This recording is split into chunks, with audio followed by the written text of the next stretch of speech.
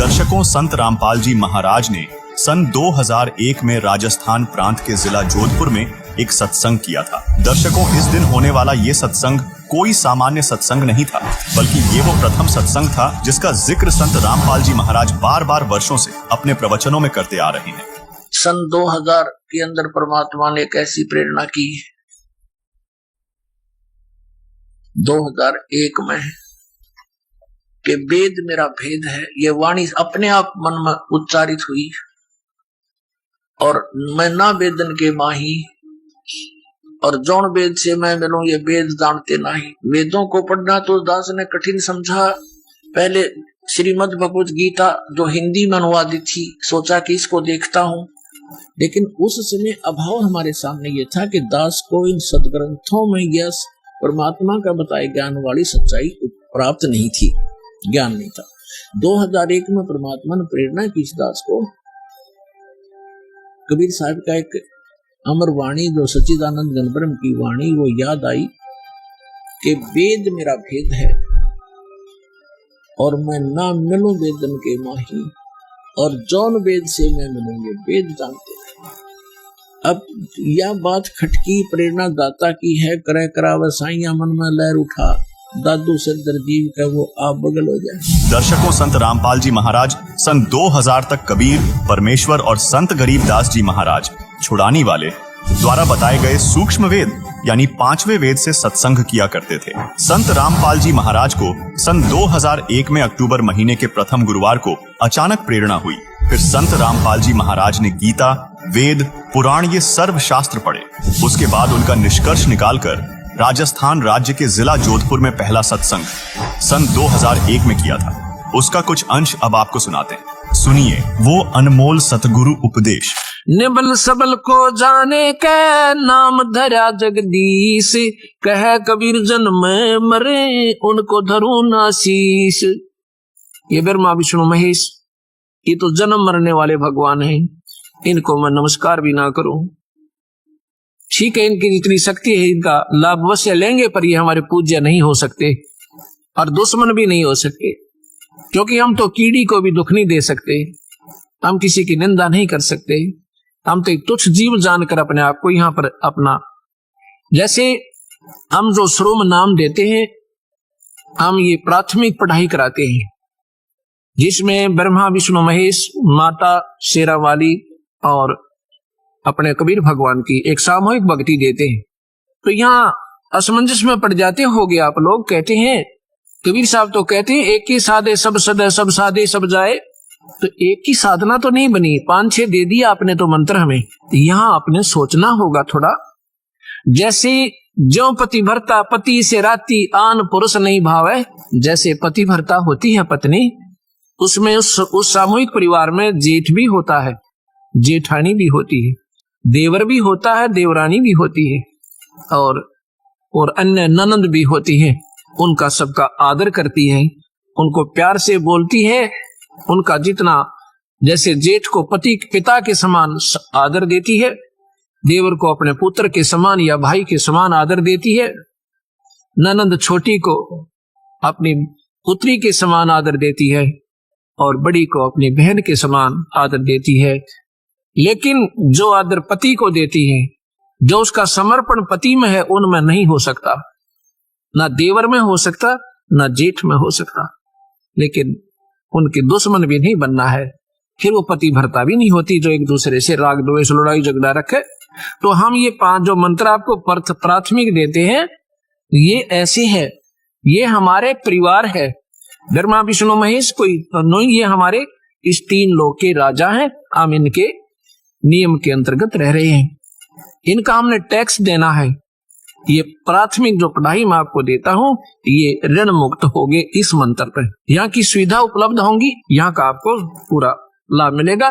पर हमारी जो हृदय में जगह अपने इष्ट में रहेगी, जैसे पत्नी की अपने पति में होती है। जब वो घर से अलग होती है, जब उनको न्यारा कर दिया जाता है, भिन्न होते हैं, परिवार से अलग हो जाते हैं, वो फिर अपने पति के साथ चली जाती है। देवर जेठ जेठानी में उसकी कोई श्रद्धा नहीं होती। ऐसे हम यहाँ से जब जाएंगे, हमारा ब्रह्मा विष्णु महेश से कोई लगाव नहीं होगा। हम अपने कबीर भगवान के चरणों में ही अपने अपने पति रूप में उसके स्वीकार करके जाएंगे, हम उसकी आत्मा है।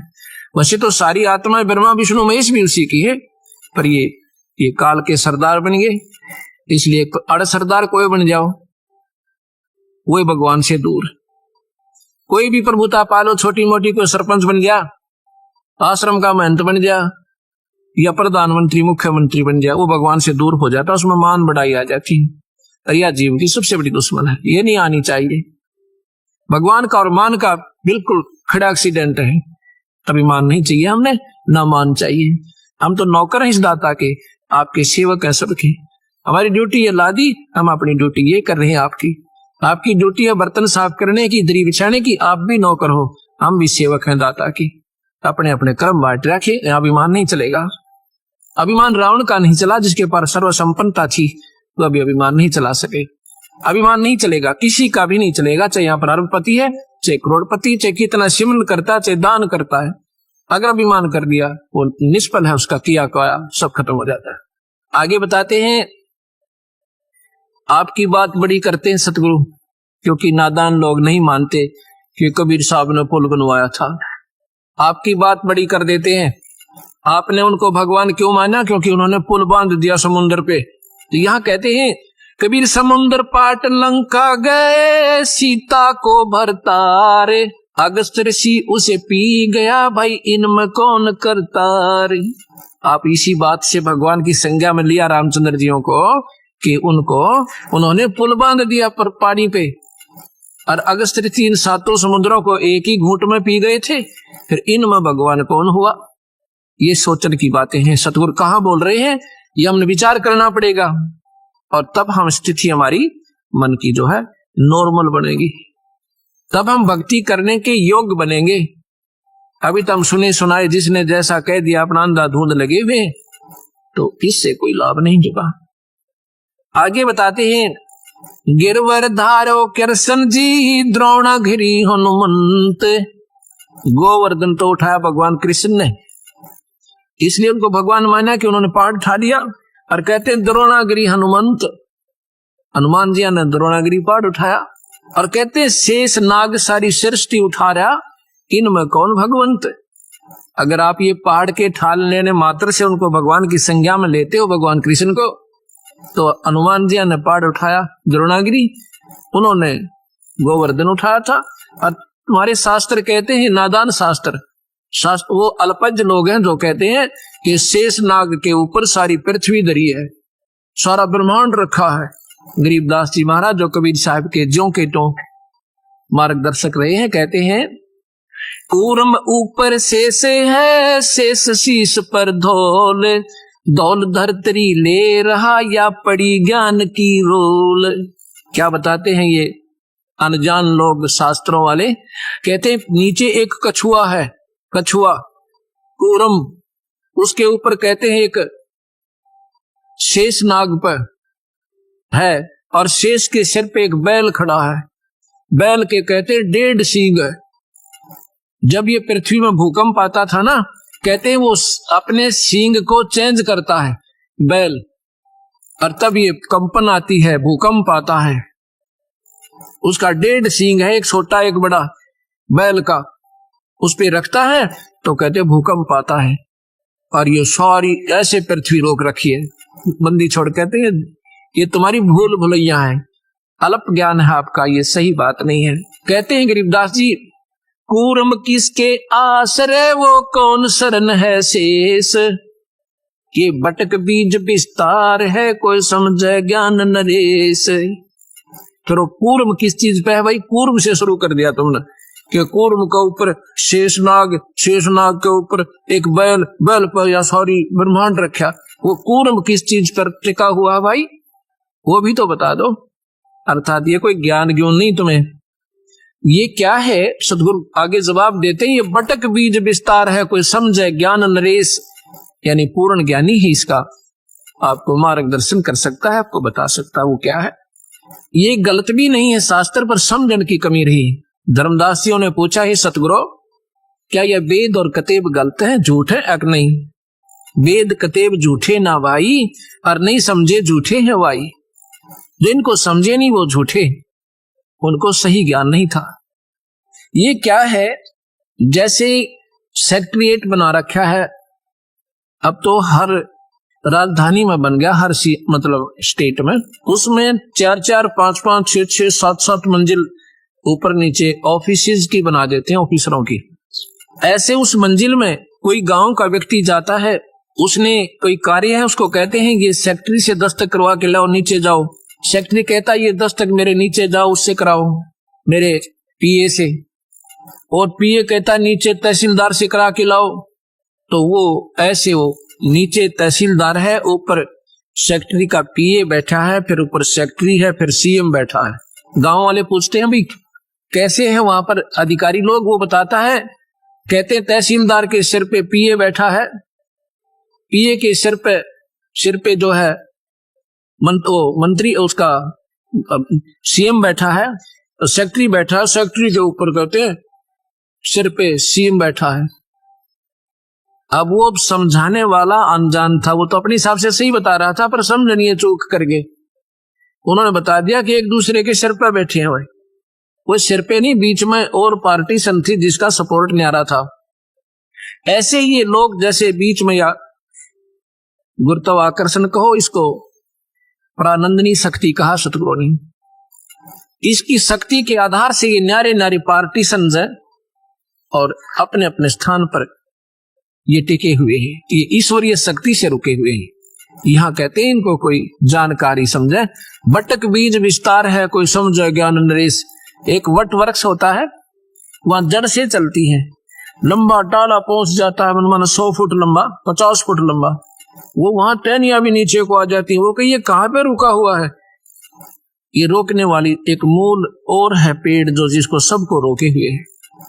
ऐसे ये शक्ति सतगुरु की ये सारे ब्रह्मांडों को रोके हुए है। ये कबीर भगवान की शक्ति है जो सबको रोके हुए। आगे बताते हैं, बंधन काटे विपत में, कठिन कियो संग्राम, चिन्हो रे नर प्राणिया, ये गरुड़ बड़ो अकराम। अब आगे सुनो आपके भगवान की। कहते हैं एक बार एक ने साधना कर रखी थी नाग देवता की, उसने कहते हैं नाग फांस एक उसको शस्त्र दे दिया था। उसने वो नाग फांस शस्त्र छोड़ दिया, जिससे भगवान राम को भी ऐसे बांध दिया जैसे रस्से से बांध देते, नीचे ना हाथ, और उन सर्पों ने जाकर के उनको ऐसे जकड़ दिया, सारी सेना को बांध दिया, और भगवान एक जड़ की तरह खड़े हुए हैं रामचंद्र जी। तो फिर कहते हैं गरुड़ जी से पुकार करी, भगवान नाम न छुटवाइए, हमारी रक्षा करो गुरुदेव। जब गरुड़ ने जाकर वो नाग जो है ना खाए, वो बंधन काटे, जब राम मुक्त हुए, अब बंदी छोड़, कहते हैं चीनो रे नर प्राणिया, यो गरुड़ बढ़ा कर राम, ये भगवान राम बड़ा हुआ कि ये गरुड़ जी बड़े हो गए। उससे ये भगवान है पर ये पूर्ण नहीं है, ये 3 लोक के ईश्वर है। और ये जो कथाएं हैं भाई, ये काल के अधीन है, ये काल भगवान है यहाँ का, सारी सृष्टि का 21 ब्रह्मांड का उसके पास रिमोट कंट्रोल है, और वही सबको नचा रहा है, वही कर्म करवाता है, वही जीव को फिर इसमें कर्मों में ही बांधकर और नचाता है। अब आप देखिएगा, एक समय की बात है, भगवान रामचंद्र जियों की पत्नी को रावण ने उठा लिया था, और भगवान को मालूम नहीं कि उसकी पत्नी ने कौन उठा ले गया। ये मत समझना भक्तजनों कि मैं भगवान राम का या कृष्ण का एक द्रोही हूं या उनकी निंदा करता हूं। ये सच्चाई के आधार पर आपको तुलनात्मक बताना पड़ रहा है, इसलिए मैंने जिक्र करना पड़ रहा है, क्योंकि ये श्रेष्ठ ज्ञान भी हमारे समाज में नहीं आया। 3 लोग का भी अगर सही मार्गदर्शन हो जाए तो कबीर साहब की भक्ति 2 मिनट में सारे संसार का समझ में आ जाए। इसलिए हमने ये 0 से शुरू करनी पड़ रही है। इसलिए थोड़ा सा नए व्यक्तियों को ऐसा लगेगा कि महाराज जी शायद भगवानों के निंदक हैं, बिल्कुल नहीं। ज्यों की तो जो कह दी जा वह निंदा नहीं होती, उनके बारे में झूठ कपट मिलाना वो निंदा कहलाती है। भगवान राम को मालूम नहीं है कि सीता को कौन उठा ले गया, तो हम ये मन में प्रश्न आता था, किसी से पूछते थे जब हम कबीर पंथी नहीं थे। मैं तो सन 1988 में ये नाम लिया, और सन 1993 के लास्ट में, यानी लगभग 9वें महीने में, सितंबर में, गुरुदेव ने ऐसे तुरंत बुलाकर, 110-12 साल की आयु थी मेरे गुरुदेव की उस समय, और मैं तो अपना नौकरी करता था। बुला करके मुझे कहा कि आज के बाद तू नाम देगा।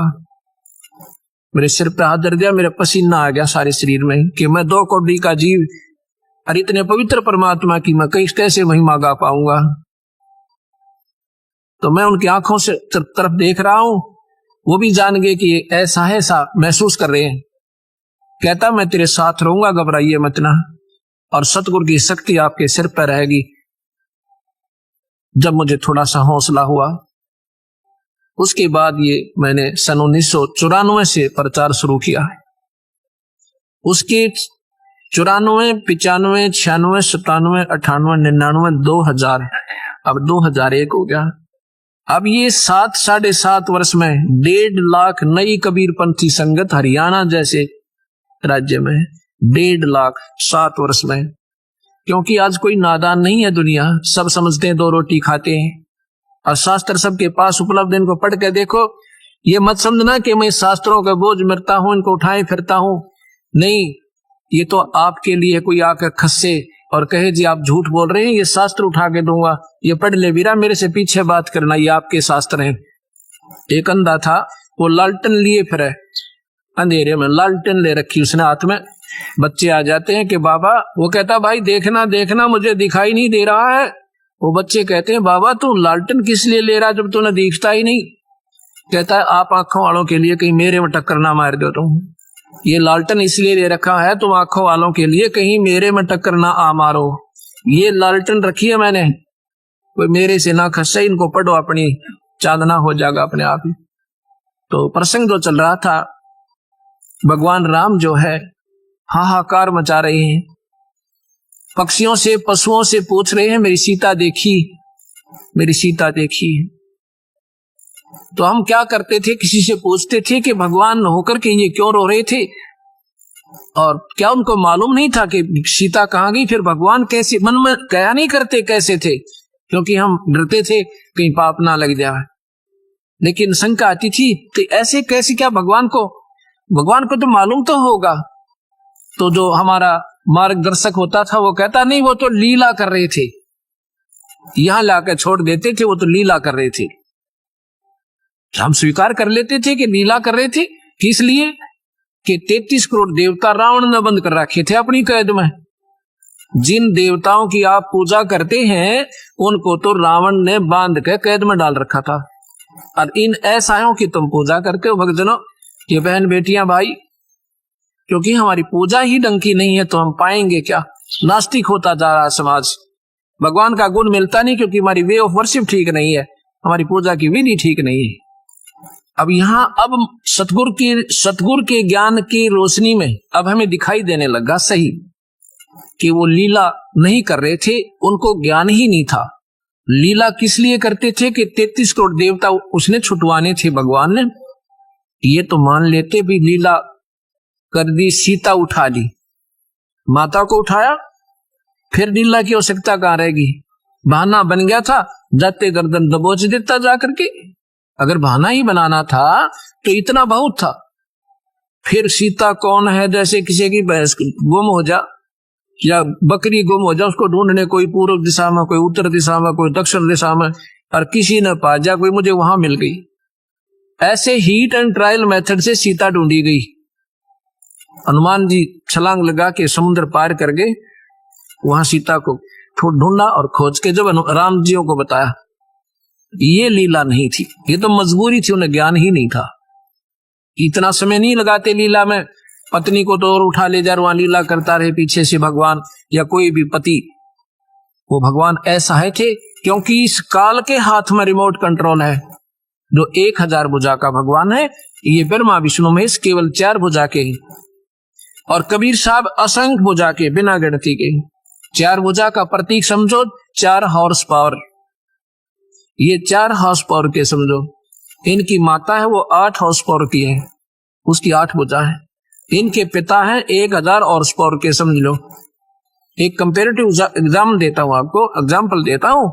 और कबीर साहब पावर हाउस समझो, वो थर्मल प्लांट जहां से बिजली मैन्युफैक्चर होती है, बनती है।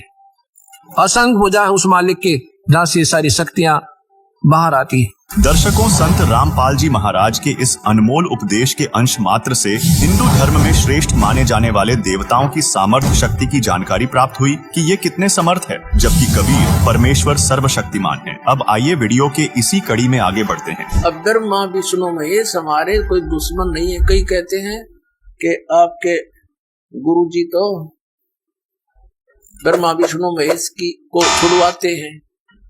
ब्रह्मा विष्णु महेश को हम छुड़वा सकते हैं? हम कोई बालक है? अब जैसे ऊर्ध्व मूलम अधः शाखम, ऊपर को जड़ वाला, नीचे को तीनों गुण रूपी शाखा वाला, उल्टा लटका हुआ संसार रूपी वृक्ष है।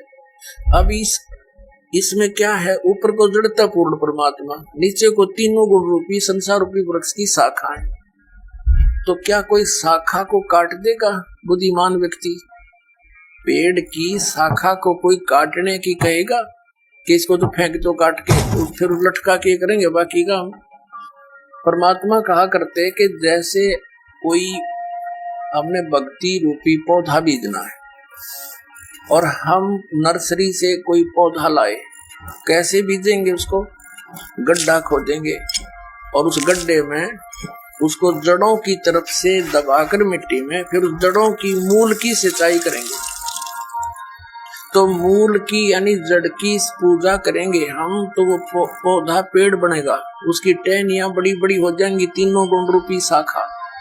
तो उन शाखाओं का फल लगेगा और फल के लिए हम सारा प्रोसेस अपना कर रहे हैं, फल प्राप्ति के लिए हम कर रहे हैं। तो वो हमने तोड़ने नहीं होते, हमने ऐसे करना है अपनी way of worship according to the spiritual शास्त्रों के अनुसार करना। देखना, ये समझ लो हम एक पौधा लाए तो ये है बुद्धिमता।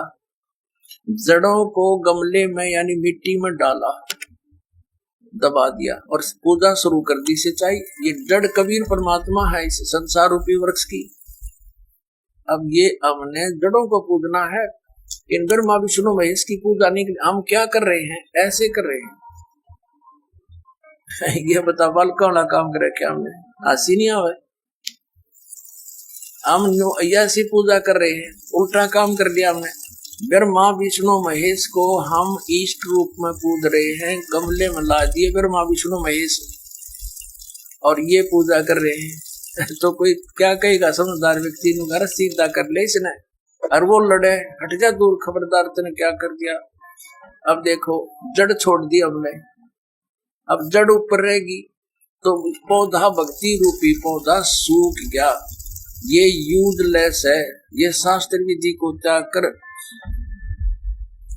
शास्त्र विरुद्ध साधना है, ये उल्टा बीजा हुआ भक्ति रूपी पौधा। और हमने ऐसे करने को कहा, तो इसमें इसकी पूजा करेंगे भगवान कबीर साहब की, फिर हमारे शास्त्र अनुकूल कर्म बनेंगे। शास्त्र अनुकूल संस्कार होने से ये फल ब्रह्मा विष्णु महेश ने देना हमारे को, क्योंकि यहाँ के ये प्रधान है, इबिन का फल लगेंगे। अब इसका प्रमाण देते हैं। अपने आत्मा परमात्मा ये कहा करते, तुम साधना ठीक करो और फिर अब आपको लाभ होगा पूरा। अब तुम साधना कर रहे हो उनकी जो आपको कुछ दे ही नहीं सकते। अब जैसे आप किसी फैक्ट्री मालिक की नौकरी कर रहे हो, तो नौकरी उसकी कर रहे हो, आपकी हाजिरी लगकर तनख्वाह बनकर कैशियर के पास आती है, अकाउंटेंट के पास आती है। अब तनख्वाह तो देंगे अकाउंटेंट और वो कैशियर, लेकिन वो देंगे आपका वर्क डन, और वो भी उस मालिक की मजदूरी करोगे। तो यदि उस आप लागे अकाउंटेंट और कैशियर की जूते साफ कर, उसकी प्लेट धोना, वह नौकरी दी छोड़ आपने, वो खाक देंगे आपको, लोग भाज्य तो चाह बिना पियाओ टाइम पे।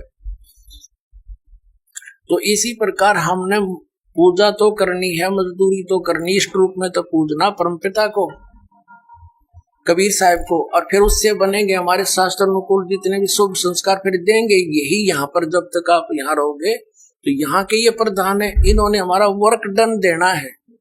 जैसा कर्म करेगा फल देगा भगवान, इनका ये आखिरी विधान था। तो ये भगवान तो वर्क डन ही दे सकते, इसमें ऐड नहीं कर सकते। और फैक्ट्री मालिक बनवाने के रखे दे तोहफे में, यानी परमात्मा हमारे मालिक हैं, मालिक तो कुछ भी दे सकता है। अब और थोड़ा सिखा दिखाते हैं क्योंकि कंसेप्ट इससे जुड़ा हुआ है। इस गीता के अध्याय नंबर 3 के, ये श्रीमद् भगवद गीता अध्याय नंबर 3 के आपको दिखाते हैं श्लोक 10 से लेकर 15। ये देखिएगा, श्रीमद् भगवद गीता अध्याय नंबर 3 के और श्लोक नंबर 10। प्रजापति ब्रह्मा ने कल्प के आदि में यज्ञ सहित प्रजाओं को रचकर कहा था, तुम लोग इस यज्ञ के द्वारा, यज्ञ माने धार्मिक अनुष्ठान, शास्त्र अनुकूल वृद्धि को प्राप्त हो। यह यज्ञ तुम लोगों को इच्छित भोग प्रदान करने वाली हो। 11वें में कहा है, यज्ञ के द्वारा देवताओं को उन्नत करो और वो देवता तुम लोगों को उन्नत करें। इस प्रकार निस्वार्थ भाव से एक दूसरे को उन्नत करते हुए तुम लोग कल्याण को प्राप्त हो जाओगे। 12वें में फिर कहा है, यज्ञ के द्वारा बढ़ाए गए देवता, बताओ देवता ने क्या हम पकड़ कर बढ़ावांगे, खींच कर बढ़ावांगे उन्हें। अब ये विधि बता रखी है कि शास्त्र अनुकूल साधना करने से, जड़ की पूजा करने से ये तीनों देवता रूपी शाखा बढ़ जाएंगी, बड़ी हो जाएंगी, फिर ये फल देंगे, हो जाएंगी, फिर ये फल देंगे। यज्ञ के द्वारा, शास्त्र अनुकूल साधना के द्वारा बढ़ाए हुए देवता, ये तीनों शाखाएं तुम लोगों के बिना मांगे ही इच्छित भोग निश्चित देते रहेंगे। उन देवताओं को दिए हुए भोगों को जो पुरुष उनके बिना दिए स्वयं भोगता है वह चोर है। अब क्या सिद्ध हो गया कि जैसे हम मूल की पूजा करेंगे, मूल की यानी जड़ की पूजा करने से टहनी बड़ी हो जाएंगी, ये देवता बढ़ गए, बड़े होकर ये फलों से लथपथ हो जाएंगे, ये टहनी बिना मांगे देंगे अपने आप, क्योंकि हम मूल की पूजा कर रहे हैं तो अपने आप इनके बस की बात नहीं, देने पड़ेंगे फल हमारे को। आगे देखो, और जो फिर कहते हैं धर्म दान नहीं करते तो वो तो चोर है, वो फिर स्वयं भोगता है बिना गुण को दिए, यानी बिना कुछ दान किए तो चोर है। 13वें में कहा है, यज्ञ से बचे हुए अन्न को खाने वाले श्रेष्ठ पुरुष सब पापों से मुक्त हो जाते हैं, और जो पापी लोग अपने शरीर पोषण के लिए ये अन्न पकाते हैं वे तो पाप ही खाते हैं। इसका कहने का भाव यह बात ये है, अपने आत्माओं यहाँ पर इस सतलोक आश्रम बरवाला जिला हिसार हरियाणा में पूरे विश्व में एक ही स्थान है जहाँ शास्त्र अनुकूल साधना होती है।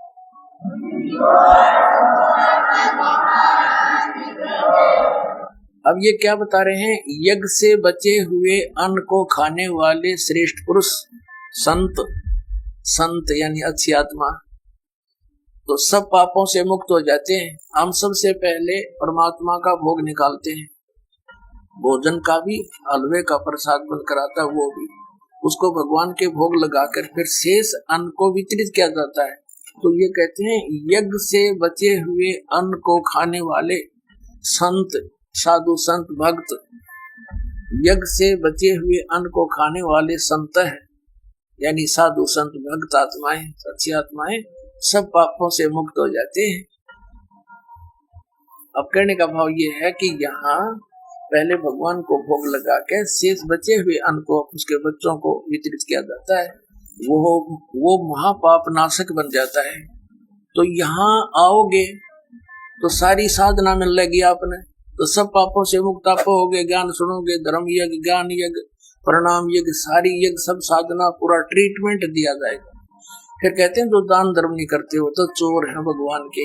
जिन हर की चोरी करी और गए राम गुण भूल, ते बिदना बागुल किए वो फिर झूले उल्टी झूल। कहते हैं जो जिन हर की चोरी करी, भगवान ने जो आपको दान दिया है, धन आपके संस्कार ना बागुल किए, आगे दान जो नहीं करता वो तो चोर बताया भगवान का। तो फिर क्या बताते हैं देखिएगा आगे, इसमें निष्कर्ष निकल रहा है।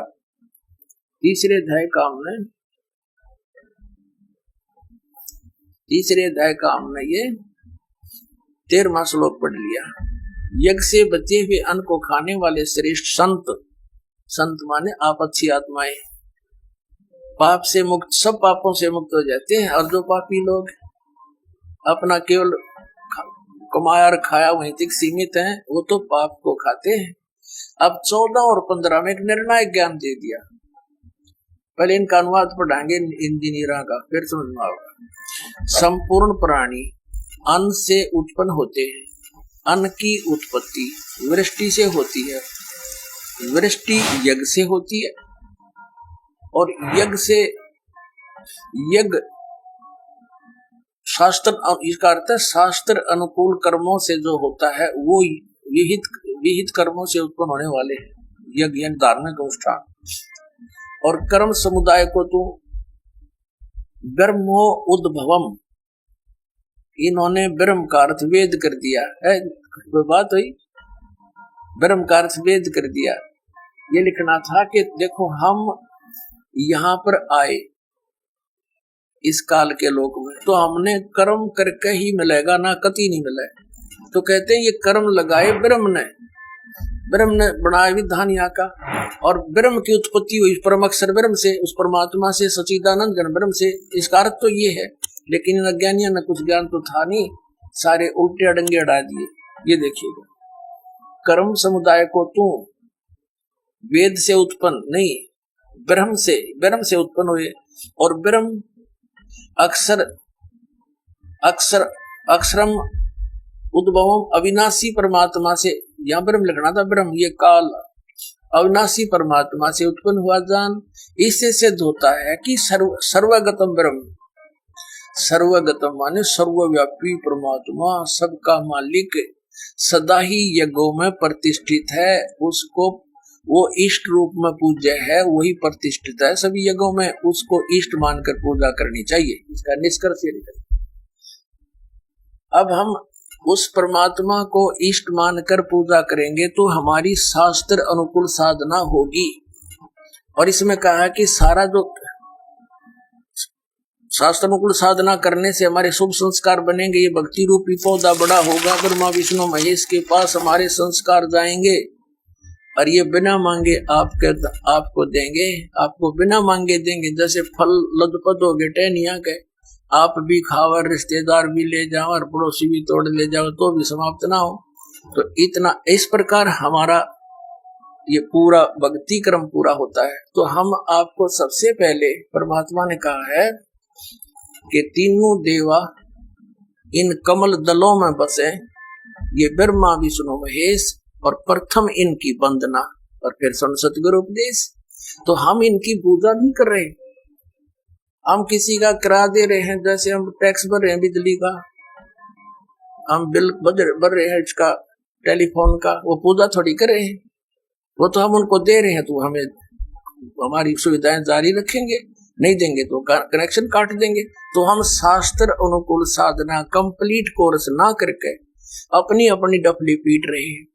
जिस कारण से हम परमात्मा से मिलने वाली साधना से वंचित होकर के हम नास्तिक होते जा रहे थे। अब परमात्मा ने दया करी आपके ऊपर और इस दास के ऊपर। इस दास को बनाया वो तत्वदर्शी संत, और जो ज्ञान परमात्मा 600 वर्ष पहले छुपा गए थे खजाना, इस दास को चाबी दे दी। अब दास ने खोल दिया उसके बच्चों के सामने। अब खाओ और खर्चो, चलो सतलोक।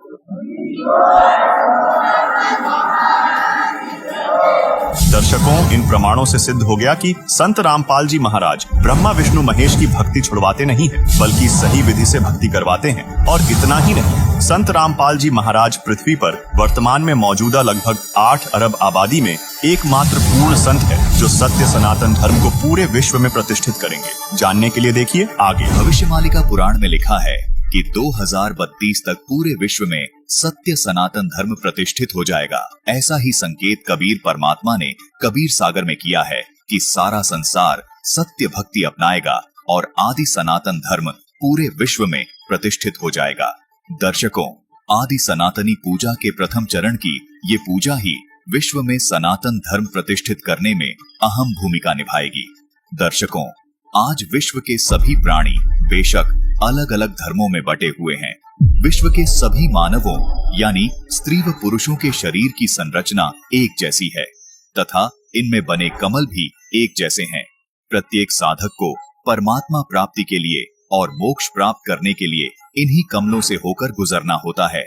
इन 12 अक्षर वाले मंत्र का जाप करने से ये कमल अपने आप खुल जाते हैं। हठ योग करने की कोई आवश्यकता नहीं है। जिस प्रकार ऋषि जन पहले हठ योग करके इन कमलों को खोलने का प्रयत्न करते रहे, जबकि कमलों को खोलने की आसान अवश्रेष्ठ विधि ये है जो संत रामपाल जी महाराज ने बताई है। यही विधि कबीर परमात्मा जी ने अपने शिष्य धर्मदास जी को बताई, अपने शिष्य गरीबदास जी को बताई। यही विधि बाबा नानक जी को तथा उन तमाम महापुरुषों को बताई जिनको कबीर परमात्मा स्वयं आकर मिले। इसी विधि से इन महापुरुषों का मोक्ष हुआ। इन सभी महापुरुषों ने अपने ग्रंथों में इस 12 अक्षर मंत्र को लिपिबद्ध कर दिया था, जिसका प्रमाण आपको संत रामपाल जी महाराज ने प्रमाणित करके दिखा दिया है। दर्शकों, विचारणीय विषय ये भी है कि यदि आज के वर्तमान धर्म गुरुओं के अनुसार यदि भक्ति साधना की जाए तो विश्व कल्याण नामुमकिन है, क्योंकि जो साधना मुस्लिम धर्म में बताई जा रही है वो हिंदू धर्म में तथा अन्य धर्मों में नहीं बताई जा रही। इसका मतलब हिंदू समाज का तथा अन्य धर्मों के लोगों का मोक्ष होना असंभव है। इसी प्रकार जो साधना हिंदू धर्म के धर्म गुरु बता रहे हैं वो साधना मुस्लिम धर्म व अन्य धर्मों में नहीं बताई जा रही। इसका मतलब मुस्लिम समाज के लोगों का तथा अन्य धर्मों के लोगों का मोक्ष होना असंभव है। वास्तव में सच तो ये है दर्शकों कि किसी भी धर्म के धर्म गुरुओं के पास विश्व कल्याण का तथा पूर्ण मोक्ष मार्ग का यथार्थ भक्ति का 12 अक्षर मंत्र नहीं है। केवल संत रामपाल जी महाराज ही विश्व में एकमात्र ऐसे संत हैं जो विश्व के संपूर्ण मानव समाज के लिए सभी धर्म ग्रंथों में प्रमाणित भक्ति को पूरे मानव समाज के लिए दे रहे हैं। इसी भक्ति से संपूर्ण मानव समाज का कल्याण हो सकता है। जैसे कबीर जी ने सभी धर्मों की पुण्य आत्माओं को ये सत भक्ति देकर मोक्ष प्रदान किया था, ठीक वैसे ही दर्शकों, संत रामपाल जी महाराज के तत्वज्ञान की चाबी से अनादिकाल से छुपा पंच देवों के 12 अक्षर मंत्रों के रहस्य का ताला खुल चुका है। दर्शकों, अभी एक और रहस्य से पर्दा उठाया जा रहा है जिसे देखकर भक्त समाज की आंखें फटी की फटी रह जाएंगी। संत रामपाल जी महाराज ने बताया कि जो पंच देवों का निवास हमारे शरीर के अंदर उपस्थित कमलों में है, इनका विस्तार से विवरण इस प्रकार है। मानव शरीर में रीढ़ की हड्डी है, गुदा के पास जिसका निचला हिस्सा है। इस रीढ़ की हड्डी के साथ गुदा से 1 इंच ऊपर मूल कमल है जिसकी 4 पंखुड़ी है। इसमें गणेश जी का निवास है। मूल कमल से 1 इंच ऊपर स्वाद कमल है जिसकी 6 पंखुड़ी है। इसमें ब्रह्मा और उनकी पत्नी सावित्री का निवास है। स्वाद कमल के ऊपर नाभि कमल है, इसकी 8 पंखुड़ी है जिसमें विष्णु जी और लक्ष्मी जी का निवास है। नाभि कमल के ऊपर हृदय कमल है, इसकी 12 पंखुड़ी है जहां शिव और पार्वती का निवास है। हृदय कमल के ऊपर कंठ कमल है, इसकी 16 पंखुड़ी है जिसमें दुर्गा जी का निवास है। यहाँ ध्यान रखने योग्य बात यह है कि ये सभी कमल शरीर की रीढ़ की हड्डी के साथ अंदर की तरफ होते हैं, न कि शरीर के अग्र भाग में। दर्शकों, यहाँ विशेष बात यह है कि इन कमलों में ब्रह्मा विष्णु महेश अपनी अपनी पत्नियों के साथ निवास करते हैं, जिनका विवाह दुर्गा जी ने सृष्टि के प्रारंभ में वैदिक रीति से कराया था। आइए देखते हैं श्रीमद् देवी भागवत महापुराण से इनके विवाह का प्रमाण। अब देखो, इन तीनों का ब्याह करा दुर्गा ने, यही देवी पुराण चल रहा है। ये देखिएगा, ये है तीसरा स्कंद और पृष्ठ नंबर ये 126। या नीचे देखिएगा, ब्रह्मा जी इस सारे संसार में मैं ही व्यापक रूप से विराजमान हूं, ये दुर्गा बोल रही है। और फिर क्या कहती है, ब्रह्मा जी इस शक्ति को तुम अपनी स्त्री बनाओ, यह अनुपमा सुंदरी है, इसका मुख सदा मुस्कान से भरा रहता है, महासरस्वती नाम से विख्यात इस श्रेष्ठ देवी में सभी रजोगुण विद्यमान है। अब यहाँ इस अनुवादकर्ता ने ऐसा किया है, जबकि यहाँ सावित्री होना चाहिए। इसका दिव्य शरीर स्वच्छ वस्त्रों से सुशोभित है। यह सुंदरी अब सदा तुम्हारी स्त्री होकर रहेगी। इस प्रेयसी भार्या को भी मेरी ही विभूति समझकर आदर की दृष्टि से देखना। आगे देखो, अब तीसरा स्कंद ये चल रहा है और पृष्ठ नंबर 128 पे। इस प्रकार मुझे आज्ञा देकर वंदना भगवती, प्रसन्न वंदना भगवती जगदम्बा ने भगवान विष्णु से कहा, विष्णु मन को मुग्ध करने वाली इस महालक्ष्मी को लेकर तुम भी पधारो, यानी जाओ, और यह सदा तुम्हारे वक्ष स्थल में विराजमान रहेगी, तेरी छाती में बैठी रहेगी। नू कह आगे देखो, तुम इस लक्ष्मी के साथ सदा आनंद करना। ये रामाकांत, पहला बाग बीज है, दूसरा काम बीज किलम, तीसरा बाग माया बीज हरियम, ये मेरे मंत्र हैं। अब देखो, कहीं की ईंट कहीं का रोड़ा, अरदास आपको ये परमात्मा ने दिए हुए यानी सूक्ष्म वेद में जो ज्ञान है उसमें से ये मंत्र आपको दिए जाते हैं, वो बिल्कुल एक्यूरेट मंत्र हैं और सारे ही कंप्लीट हैं। इन किते सिर, किते पैर, किसी की टांग, किसी का कुछ ईंट कहीं का रोड़ा। आगे कहते हैं कि भक्ति और मुक्ति देने वाले इन मंत्रों को सदा स्मरण रखना चाहिए। ऊपर जो बोले हैं, कल्याणकारी इच्छा करने वाले पुरुष ओम इस प्रवण के साथ मंत्र जप करे। पुरुषोत्तम तुम वैकुंठ की रचना करके वहीं विराजमान रहो। पुण्यात्मा जो दास आपको पहला मंत्र देता है वो 5 नाम, इसमें से 2 नाम इसने स्पष्ट किए हैं, लेकिन कहीं की ईट कहीं का रोड़ा, फिर कहते तेरा कल्याण हो, ओम नाम जपले जतन कल्याण दिए। और ये सहयोगी मंत्र है, ये मोक्ष के अकेले से मोक्ष नहीं, ये सहयोगी मंत्र है।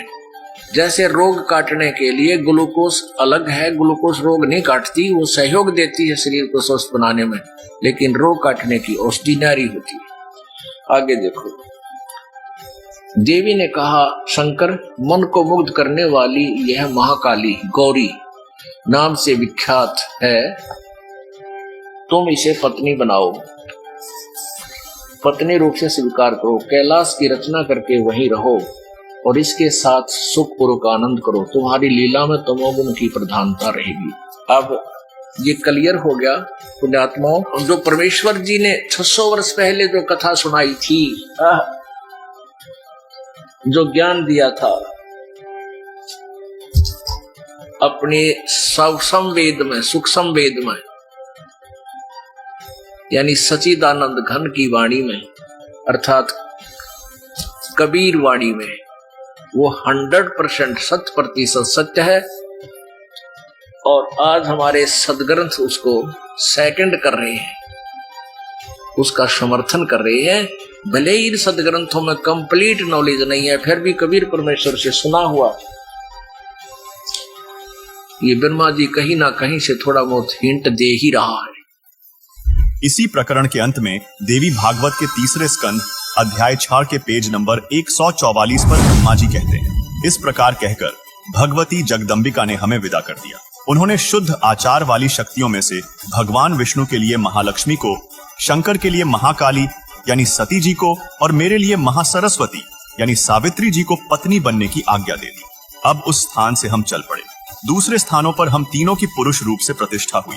संत रामपाल जी महाराज कहते हैं, विवाह में व्यर्थ का खर्चा त्यागना पड़ेगा। जैसे बेटी के विवाह में बड़ी बारात का आना, दहेज देना, यह व्यर्थ परंपरा है, जिस कारण से बेटी परिवार पर भार मानी जाने लगी है और उसको गर्भ में ही मारने का सिलसिला शुरू है, जो माता पिता के लिए महापाप का कारण बनता है। बेटी देवी का स्वरूप है। हमारी कुपरंपराओं ने बेटी को दुश्मन बना दिया।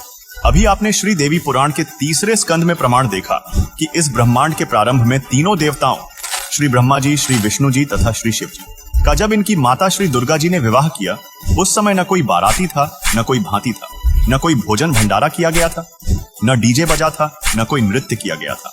श्री दुर्गा जी ने अपने बड़े पुत्र श्री ब्रह्मा जी से कहा कि हे ब्रह्मा, यह सावित्री नाम की लड़की तुझे तेरी पत्नी रूप में दी जाती है, इसे ले जाओ और अपना घर बसाओ। इसी प्रकार अपने बीच वाले पुत्र श्री विष्णु जी से लक्ष्मी जी तथा छोटे बेटे श्री शिव जी को पार्वती जी को देकर कहा कि ये तुम्हारी पत्नियां हैं, इनको ले जाओ और अपना अपना घर बसाओ।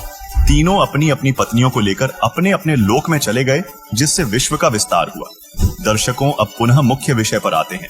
दर्शकों, अभी जो वीडियो आपको दिखाई थी, इसी वीडियो का कुछ अंश एक गुप्त रहस्य जानने के लिए फिर देखिए। आगे देखो, अब तीसरा स्कंद ये चल रहा है और प्रश्न नंबर 128 पे, इस प्रकार मुझे आज्ञा देकर वंदना भगवती प्रसन्न वंदना भगवती जगदम्बा ने भगवान विष्णु से कहा, विष्णु मन को मुग्ध करने वाली इस महालक्ष्मी को लेकर तुम भी पधारो, यानी जाओ, और यह सदा तुम्हारे वक्ष स्थल में विराजमान रहेगी, तेरी छाती में बैठी रहेगी। यूं कहे। आगे देखो, तुम इस लक्ष्मी के साथ सदा आनंद करना। ये रामाकांत, पहला बाग बीज ऐ, दूसरा काम बीज किलम, तीसरा बाग माया बीज हरियम, ये मेरे मंत्र हैं। अब देखो, कहीं की ईंट कहीं का रोड़ा, और दास आपको ये परमात्मा ने दिए हुए यानी सूक्ष्म वेद में जो ज्ञान है उसमें से ये मंत्र आपको दिए जाते हैं, वो बिल्कुल एक्यूरेट मंत्र हैं और सारे ही कंप्लीट हैं। इन किता सिर, किता पैर, किसी की टांग, किसी का ईंट कहीं का रोड़ा। आगे कहते हैं कि भक्ति और मुक्ति देने वाले इन मंत्रों को सदा स्मरण रखना चाहिए। ऊपर जो बोले हैं, कल्याणकारी इच्छा करने वाले पुरुष ओम इस प्रवण के साथ मंत्र जप करे। पुरुषोत्तम, तुम वैकुंठ की रचना करके वहीं विराजमान रहो। पुण्यात्मा, जो दास आपको पहला मंत्र देता है वो 5 नाम, इसमें से 2 नाम इसने स्पष्ट किए हैं। लेकिन कहीं की ईंट कहीं का रोड़ा, फिर कहते तेरा कल्याण हो, ओम नाम जपले जतन कल्याण दिए। और ये सहयोगी मंत्र है, ये मोक्ष के अकेले इनसे मोक्ष नहीं, ये सहयोगी मंत्र है। जैसे रोग काटने के लिए ग्लूकोज अलग है, ग्लूकोज रोग नहीं काटती, वो सहयोग देती है शरीर को स्वस्थ बनाने में, लेकिन रोग काटने की औषधि नारी हो। दर्शकों, श्री देवी दुर्गा जी ने इसमें 3 मंत्र वो बताए हैं जो पंचदेवों के 12 अक्षर मंत्र के प्रथम नाम में है, किलियम, हरियम और ओम। किलियम का लाभ बताया है काम, यानी मनोकामना पूर्ण होती है। हरियम से लाभ बताया है अर्थ यानी धन लाभ होता है, और ओम से लाभ बताया है कि ब्रह्म तक की प्राप्ति का कल्याण हो जाएगा, यानी ब्रह्म तक प्राप्ति ओम से होगी। तो इससे स्पष्ट हो गया कि संत रामपाल जी ने जो सूक्ष्म वेद से संपूर्ण 12 अक्षर मंत्र दिया है, इससे पूर्ण लाभ होगा। इन अधूरे सधूरे ट्रीटमेंट से कुछ नहीं होता। आज संत रामपाल जी महाराज हर धर्म के धार्मिक लोगों को ये यथार्थ भक्ति प्रदान करके मोक्ष का अधिकारी बना रहे हैं। ये पंचदेव समान रूप से विश्व के सभी प्राणियों के शरीर में बने इन कमलों में विद्यमान हैं। इन पंचदेव को प्रसन्न करने का तथा पूर्ण लाभ प्राप्त करने का ये एकमात्र 12 अक्षर मंत्र है जो जाप करने का है। संत रामपाल जी महाराज इस 12 अक्षर मंत्र का जाप दिन में कम से कम 108 बार अपने शिष्यों को जपने का निर्देश देते हैं, जो विश्व में केवल एकमात्र संत रामपाल जी महाराज ही दे रहे हैं। संपूर्ण विश्व के प्राणी इस 12 अक्षर मंत्र की जब साधना करेंगे तो चारों ओर खुशहाली और भाईचारा कायम होगा। पूरा विश्व एक हो जाएगा और आदि सनातन धर्म पूरे विश्व में प्रतिष्ठित हो जाएगा। सभी मानवों के जीवन से दुख हमेशा हमेशा के लिए खत्म हो जाएगा, क्योंकि इस 12 अक्षर मंत्र में इन पंचदेवों की शक्ति सामूहिक रूप से कार्य करती है। संत रामपाल जी महाराज के अथक प्रयासों से ये शास्त्र प्रमाणित ज्ञान तेजी से विश्व में फैल रहा है। आदि सनातनी पूजा के प्रथम चरण की ये भक्ति पंचदेव से मिलने वाले लाभों को प्रदान करने वाली है तथा संपूर्ण भक्त समाज के लिए संजीवनी है।